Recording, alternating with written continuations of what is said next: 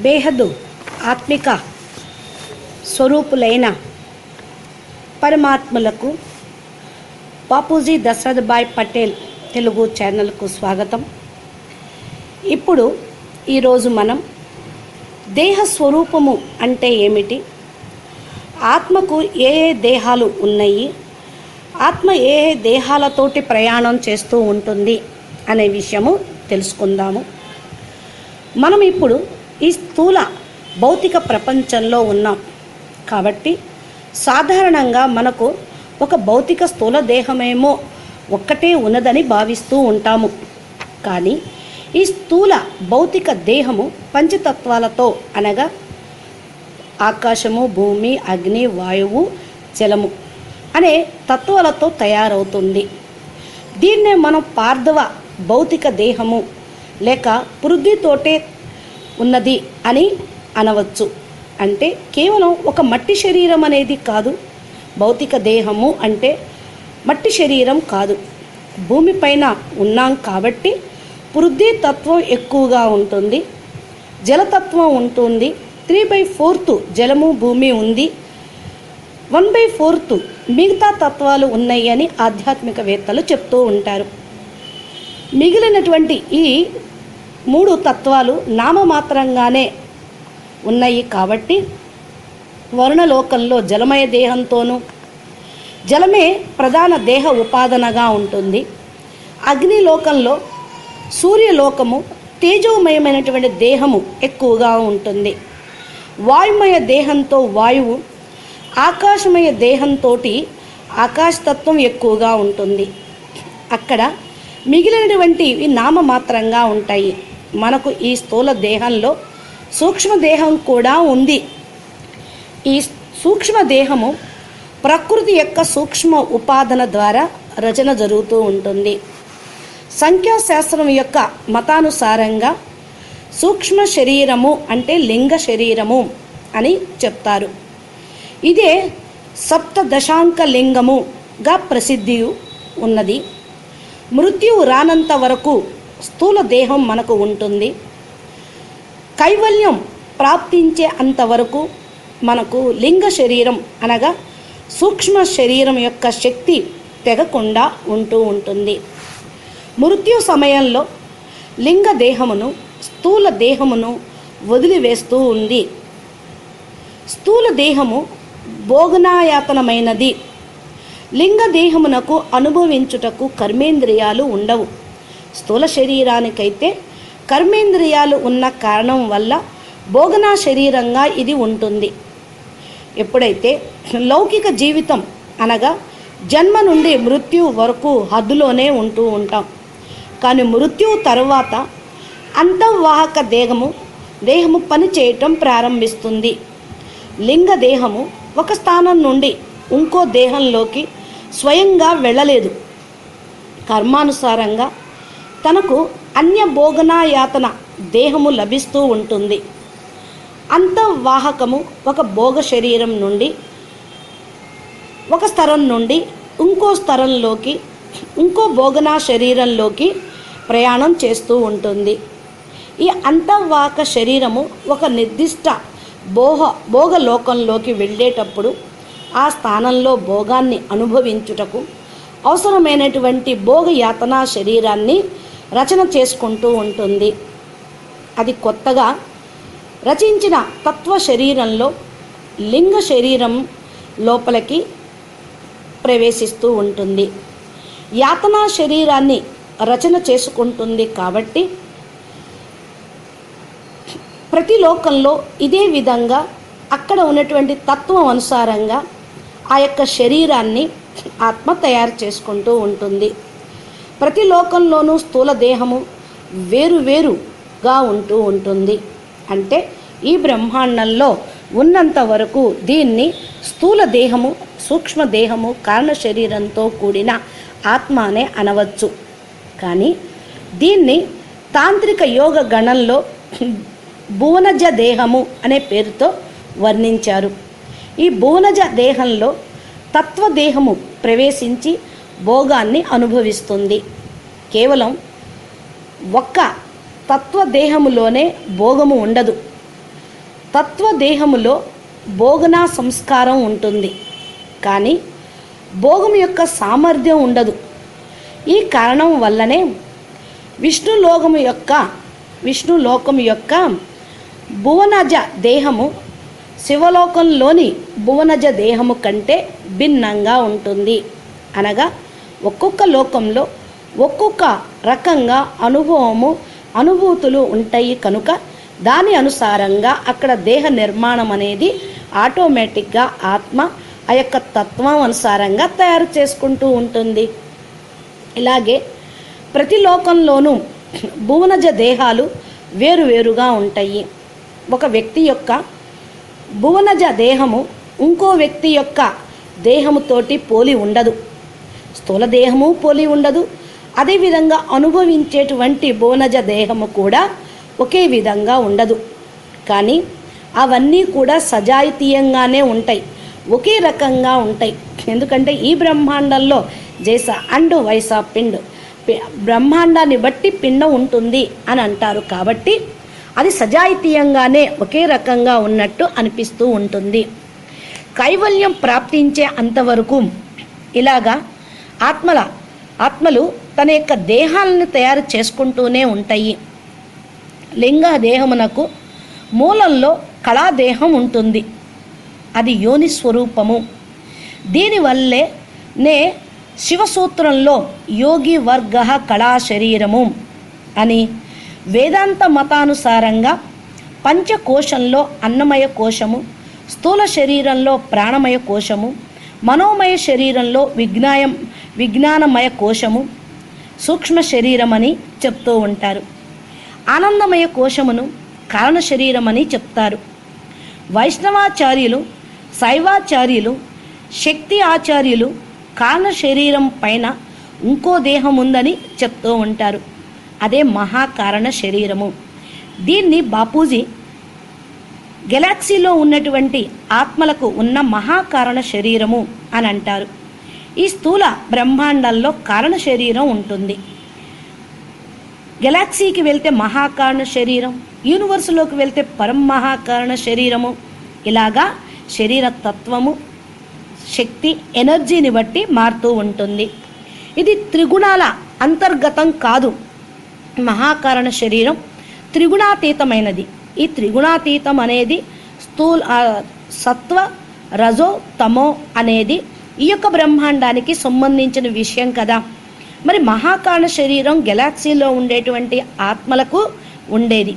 గెలాక్సీలోకి వెళ్ళటము అంటే ఈ త్రిగుణాలకు అతీతంగా వెళ్ళిపోవటము. శైవ సిద్ధాంతులు దీన్ని బైందవ దేహము అని అంటారు. ఇది ప్రాకృత దేహమే. బిందువు లేక విశుద్ధ తత్వంతో భగవాను ఈ యొక్క అనుగ్రహంతో యొక్క చిత్తము శక్తితోటి ఇది తయారవుతుంది, రచించబడుతుంది అని చెప్తారు. క్రిస్టియన్ సాధకుడైన సెయింట్ పాల్ దీన్ని ఆధ్యాత్మిక దేహము అని అన్నారు. ఇది సూపర్ న్యాచురల్ బాడీ. దివ్య జ్ఞానము లేక సాక్షాత్ పరమాత్ముని అనుగ్రహం లేకుండా దీన్ని ప్రాప్తించుకోవటం చాలా కష్టం. వైకుంఠంలో భగవద్భక్తులందరూ ఈ రకమైన దేహంతోటే ఉంటారు అని శాస్త్రాల్లో చెప్తారు. స్వయం భగవంతుడు కూడా ఈ శరీరంతోటే ఉంటారు. అంటే సూపర్ న్యాచురల్ బాడీ, దివ్య జ్ఞాన శరీరము అని అర్థమవుతూ ఉంటుంది. మహాకారణ దేహము యొక్క ఉపాదన విశుద్ధ తత్వంలో ఉంది. అంటే త్రిగుణాలకు అతీతమైనది ఈ యొక్క తత్వము. దీని తర్వాత శక్తిమయ తత్వ దేహం ఉన్నది. ఇదే మహాకైవల్య దేహం అనే పేరుతోటి సాధు సన్యాసులు పిలుస్తూ ఉంటారు. మహాకైవల్యము అంటే గెలాక్సీలో ఉన్నటువంటి మహాశివుడు లోపలికి ఆత్మ కైవల్య స్థితిని పొందినప్పుడు ఆ స్థితి గలటువంటి శక్తి ఆత్మలకు వస్తుంది అని సాధు సన్యాసులు దీన్ని ఈ విధంగా శక్తిమయ తత్వ దేహము అంటారు. ఎందుకు అంటే సాధన చేసినటువంటి సాధు సన్యాసులు బ్రహ్మాండాన్ని దాటి గెలాక్సీలోకి వెళ్ళినప్పుడు ఒకరి యొక్క పర్మిషన్ తీసుకొని ఒకరు వెళ్తారు అని మనకు బాపూజీ చెప్పారు. అనగా ఫస్ట్ మహా ఇంద్రుడి యొక్క పర్మిషన్ తోటి మహాబ్రహ్మ దగ్గరికి వెళ్తారు. మహాబ్రహ్మ యొక్క పర్మిషన్ తోటి మహావిష్ణువు దగ్గరికి వెళ్తారు. మహావిష్ణువు యొక్క పర్మిషన్ తీసుకొని మహాశక్తి దగ్గరికి వెళ్తారు. మహాశివుణ్ణి కలుస్తారు. శక్తి దగ్గరికి వెళ్ళటం అంటే కూడా సామాన్యమైనటువంటి విషయం కాదు. అందుకని దీన్ని మహాకైవల్య దేహము అని చెప్తారు. తాంత్రిక ప్రపంచంలో దీన్ని బైందవ దేహము అనే పేరుతో కూడా పిలుస్తూ ఉంటారు. శక్తి ఉపాసకులు చిన్మయ స్వరూపం అని చెప్తూ ఉంటారు. కబీర సంప్రదాయకులు దీన్ని హంసదేహమని, సర్వోపరి దేహమని వర్ణన చేస్తూ ఉంటారు. ఇదే ఆత్మ యొక్క స్వస్వరూప శక్తి స్వరూపము. అనగా సాధకుని జీవితంలో వ్యక్తం నుండి అవ్యక్తమయ్యేటువంటి స్వరూపం కలిగినటువంటి దేహము. సాధకులందరి కూడా ఈ స్థలాలన్నిటినీ గురించి తెలియదు. స్థూల దేహాతీతం అయిన తరువాత జన్మ మరణాల ఆవర్తన కట్ అయిపోతూ ఉంటుంది. అప్పుడే ఊర్ధ్వ గతికి వెళ్ళటం సంభవిస్తూ ఉంది. జన్మ మరణాల చక్రంలో ఉన్నంత వరకు స్వర్గలోకం నుండి కిందకి దిగి రావటం, భూలోక భువర్లోక జనలోకం వెళ్ళటం, కిందకి దిగి రావటం జరుగుతూ ఉంది. ఎప్పుడైతే మరి జన్మ మరణాల ఆవర్తన కట్ అవుతుందో వారు ఊర్ధ్వ గతికి వెళ్ళటం అనేది ప్రారంభం అవుతుంది. తదనంతరమే శుద్ధమయమైన దేహం వికసిస్తూ ఉంటుంది. ఇదే చరమావస్థ అని కూడా చెప్పవచ్చు. ఈ స్థితిలో చిత్తము అచిత్తము అనే భావన ఉండదు.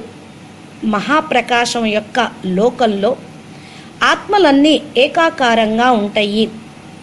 మహాప్రకాశము అంటే గెలాక్సీలో మహాబ్రహ్మాండంలో ఉండే మహాశివుడు మహాపరం ప్రకాశంలో ఉంటాడు. పరమ లైట్ లోపల ఉంటాడు. ఆయన లోకంలో ఆత్మలందరూ కూడా ఏకాకారంగా ఉంటాయి. ఒకే రకంగా పవర్ తోటి కలిగి ఉంటాయి. మరి ఇక్కడ దేహము యోనిజ అయోనిజగా ఉంటూ ఉంటాయి. రజవీర్యతోటి ఉత్పన్నమయ్యేది యోజన, యోనిజ అంటారు.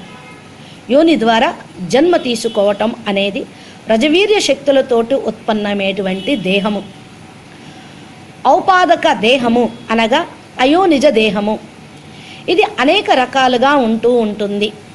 ఊర్ధ్వలోకంలో దృష్టితోటి జన్మ జరుగుతుంది. అక్కడక్కడ స్పర్శతోటి జన్మ జరుగుతూ ఉంది అని ఇవన్నీ చేస్తూ ఉన్నప్పటికీ కూడా చిత్తము చైతన్యంగా ఉంటూ ఉంటుంది. అనగా ఆకారీ రూపం నుండి ఆకారీ రూపం యొక్క రచన, ఆత్మల నుండి ఆత్మల యొక్క రచన జరుగుతూ ఉంది. చిత్తం ఉన్నా అది చైతన్యంగా ఉంటుంది. దీన్నే తంత్ర భాషలో కుండలినీ దేవి సదాశివునితో సంగమం అవుతుంది అని అంటారు. సదాశివుడు అంటే పరం మహాశివుడు. ఇదే సర్వజ్ఞాత యొక్క సిద్ధి. దీన్ని పొందినప్పుడు మానవుని శరీరం మరియు మనసుపై పూర్తి అధికారం ఉంటుంది. అదేంటి? అక్కడెక్కడో యూనివర్స్ గురించి, గెలాక్సీ గురించి, మహాశివుడు గురించి, పరమహాశివుడు గురించి చెప్తూ ఉన్నారు. మరి మన స్థితిగతులు మనసు గురించి చెప్తూ ఉన్నారు. తత్వాల గురించి, దేహాల గురించి చెప్తూ ఉన్నారు. అంటే ఇవన్నీ కూడా ఈ శరీరంలో ఉండగా ఆత్మ సాధన చేసినటువంటి సాధు సన్యాసులు, మహాత్ములు, సత్పురుషులు, ఈ జ్ఞాని యోగులు, మహాజ్ఞానులు వీటి యొక్క స్థితిని పొందిన వారే. ఈ స్టేజ్ని మీరు ఇక్కడ ఉండగానే వ్యక్తం నుండి అవ్యక్తంగా కావచ్చు, తయారు అయ్యే స్థితి ఇదే అని పరబ్రహ్మ పరమేశ్వరుడు విశ్వపరివర్తక ఈశ్వరీయ విశ్వవిద్యాలయంలో చాలా సింపుల్ లాంగ్వేజ్గా, చాలా తేలికైన భాషలో, తేలికైనటువంటి సాధనను చెప్తూ ఉన్నారు.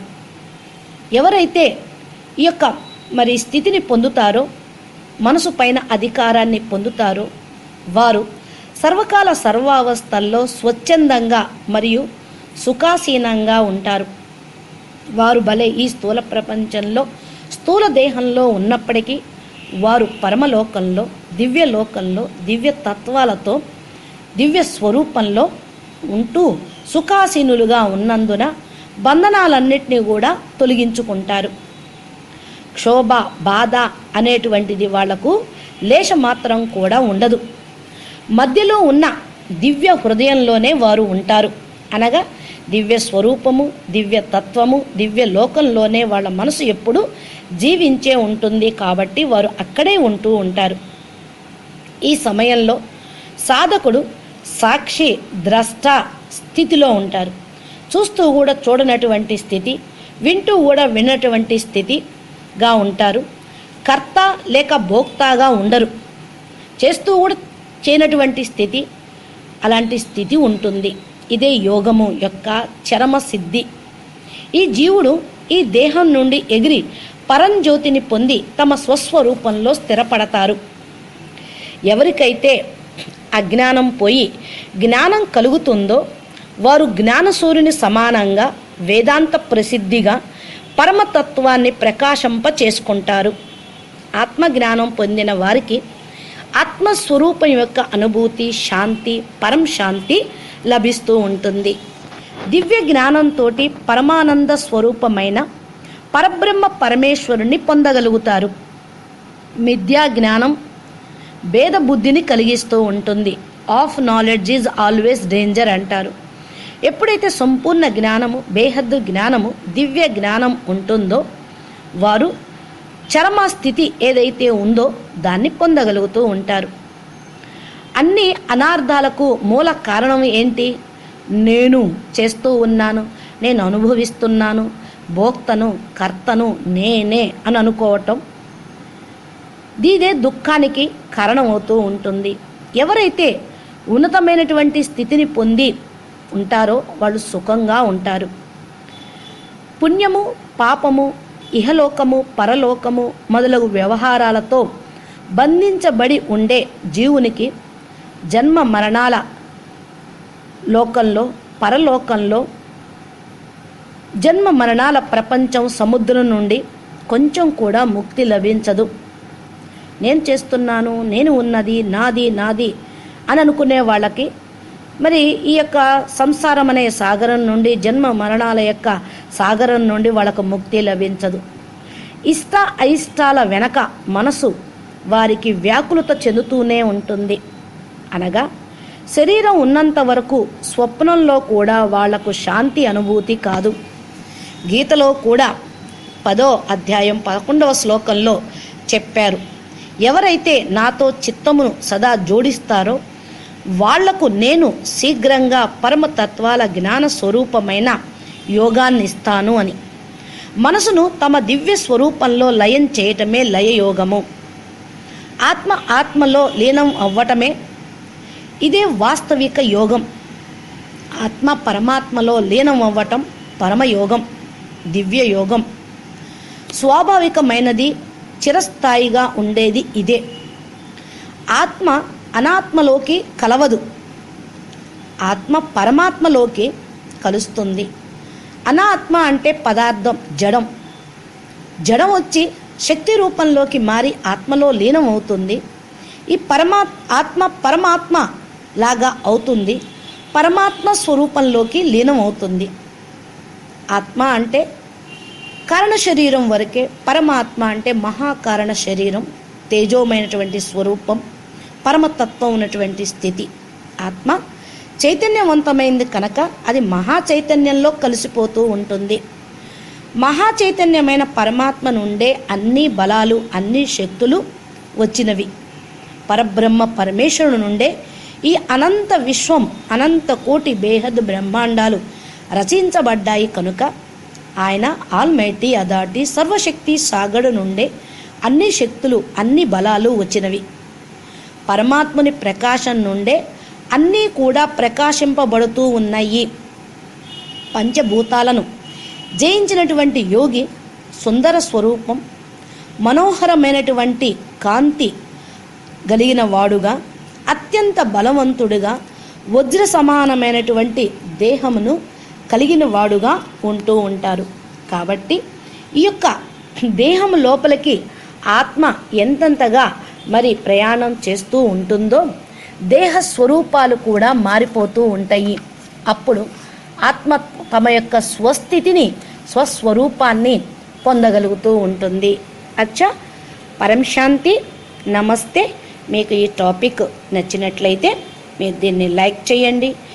మీరు ఇంకా మంచి మంచి టాపిక్స్ తోటి దివ్య జ్ఞానంను, పరమ జ్ఞానమును అర్థం చేసుకోవాలి అంటే మా ఛానల్ని సబ్స్క్రైబ్ చేయండి.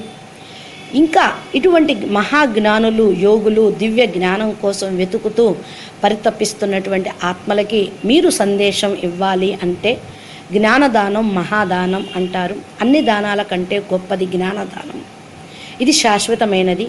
స్థూలమైనటువంటి అన్ని దానాలు, ధనదానం, వస్త్రదానం, భూదానం, గోదానం చేస్తూ ఉంటారు. కానీ అది అల్పకాలికమైనది. ఒక జన్మ నుండి ఇంకో జన్మకు లభించేయే. కానీ శాశ్వతంగా జన్మ జన్మాంతరాల వరకు, కల్పకల్పాంతరాల వరకు ఉండేటువంటి ప్రాప్తిని ఇచ్చేది జ్ఞానదానం. జ్ఞానదానమే మహాదానం అనుకొని మీరు అర్థం చేసుకుంటే ఈ యొక్క వీడియోను జ్ఞాని ఆత్మలకి, యోగులకు షేర్ చేయండి. దాని యొక్క లాభాన్ని వాళ్ళు కూడా పొందగలుగుతారు. మీరు బంధువులకి, స్నేహితులను కూడా ఉద్ధరించిన వాళ్ళు కాగలుగుతూ ఉంటారు. అచ్చా, పరం శాంతి. నమస్తే. నెక్స్ట్ ఇంకో టాపిక్ తోటి మనం కలుసుకుందాము.